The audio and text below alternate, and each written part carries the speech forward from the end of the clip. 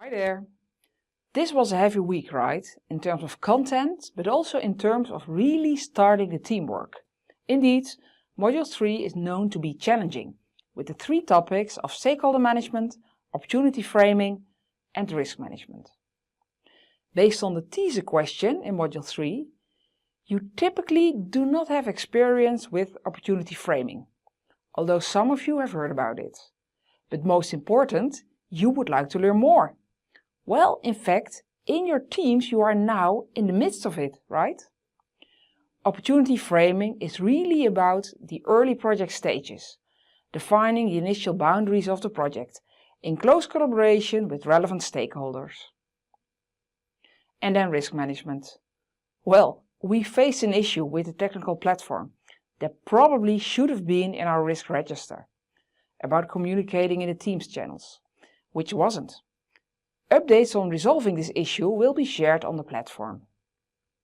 One of the risks we did identify for this MOOC was the potential difficulty of getting you involved in the teamwork activities. Having to do teamwork is quite special for a MOOC, but we strongly believe in it. We see very active teams, but others are struggling on how to start a cooperation.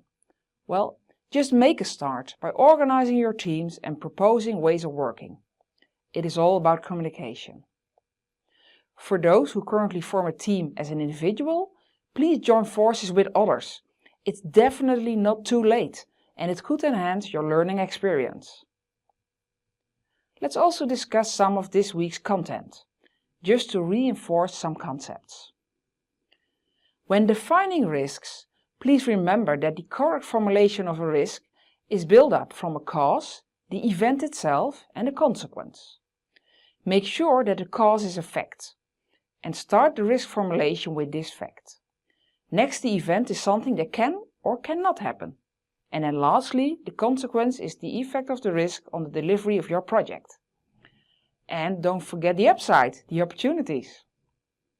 Considering the opportunity statement, one of the pitfalls of defining an opportunity statement is that you converge to a solution too soon and hence miss the real opportunity. Make sure this will not happen in your project. And last but not least, the stakeholder maps. We saw some nice examples from various teams. Still, make sure your project scope is really fit for this course. Don't make it too extensive. Remember, all these steps are meant to help you prepare for the writing of the final project execution plan, which you will submit with your team by the end of Module 7. In Module 4, you will individually submit a draft version to gather additional feedback from your colleagues. We will further explain this in Module 4. This was it for Module 3.